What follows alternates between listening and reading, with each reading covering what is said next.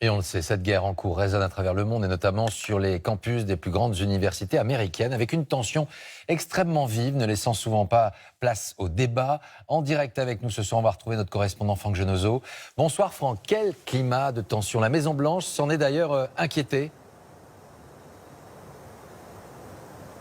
Oui, et il y a un mot très fort qui a été employé par la Maison-Blanche en début de semaine. C'est le mot alarmante pour qualifier la forte hausse des actes antisémites sur les campus américains. Il y a eu dans quasiment toutes les universités des manifestations, des rassemblements pro-palestiniens, la plupart du temps sans incident, comme la grande manifestation qui se déroule d'ailleurs en ce moment même juste devant la Maison-Blanche. Mais en marge de ces cortèges, il y a eu des tensions, il y a eu des violences et il y a même eu des appels au meurtre, comme nous vous le racontons dans ce sujet préparé avec Anto Filippi.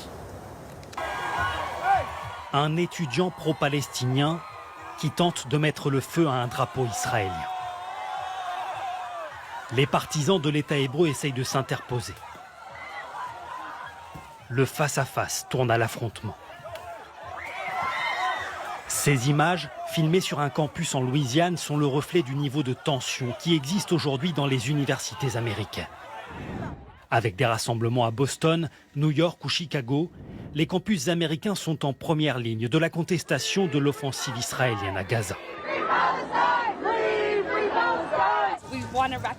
Nous voulons faire entendre que des vies innocentes